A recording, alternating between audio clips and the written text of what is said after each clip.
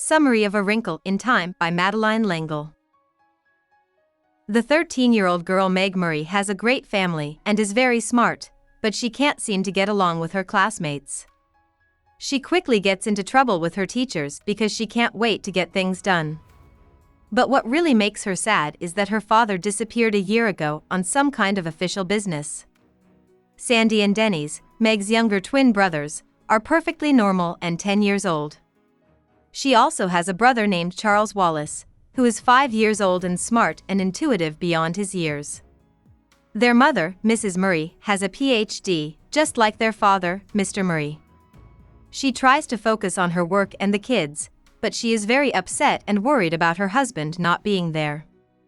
On a rainy night, Mrs. Watsit, an old woman dressed in a funny way, shows up at the Mays house. There is such a thing as a tesseract, Mrs. Watsit has come to tell Mrs. Murry, even though Charles seems to know her.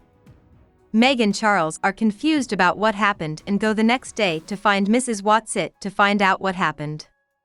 She is living at a house that is said to be haunted right next to theirs. They meet Calvin O'Keefe on their way there. He is a popular and sporty boy that Meg doesn't know very well from school. They found out that he is very smart and good at talking to people, just like Charles and Meg. At first, Charles wasn't sure about Calvin, but now he thinks he must be a good egg and lets him come with him and Meg.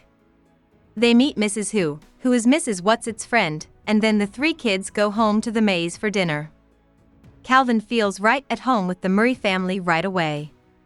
After putting Charles to bed, Calvin takes Meg for a walk in the yard behind the Mays house. All of a sudden, Charles, Mrs. Watsit, Mrs. Who, and Mrs. Witch, their third friend, show up. They take the kids to another world by tessering them, which is a painful but quick way to travel through space and time, a wrinkle in time. There, they show the kids the black thing, which is a shadow that has fallen over many parts of the universe and stands for evil.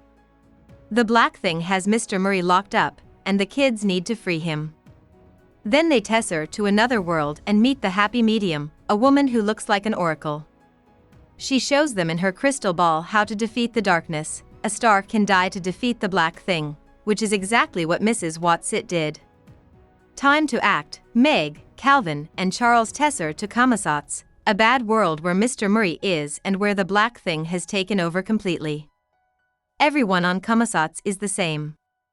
Every house, kid, and adult is almost the same. This is because IT, a huge brain that thinks for everyone on the world, controls each person and destroys their individuality. The children, who the Mrs. W's can no longer go with, find Mr. Murry and free him from jail. But while they are doing this, IT takes over Charles's mind and makes him his servant. Charles is a bad person who takes his father, sister, and Calvin to IT. To save their own heads, Mr. Murry has to tesser himself, Meg, and Calvin.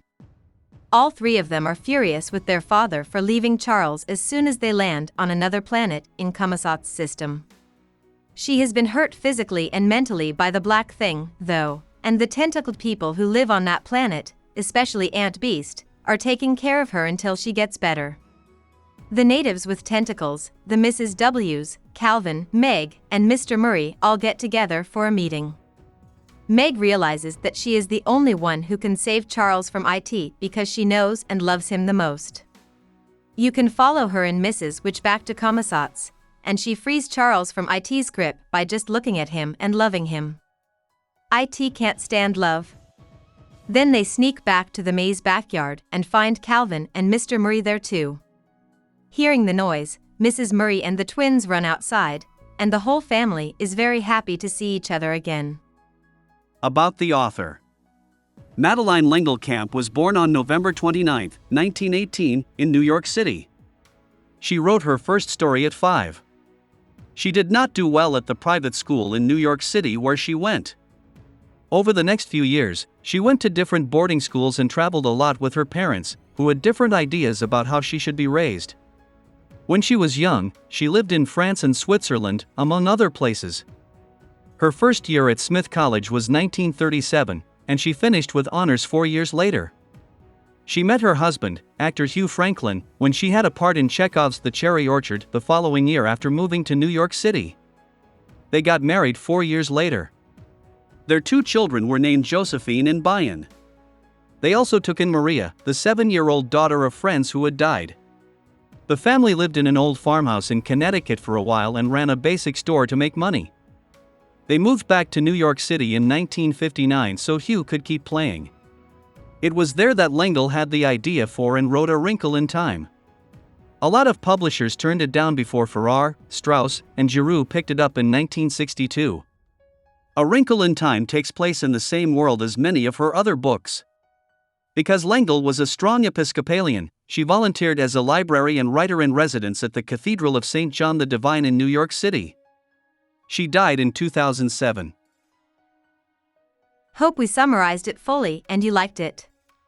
Please hit the like button and subscribe to our channel so that we are motivated to create more videos.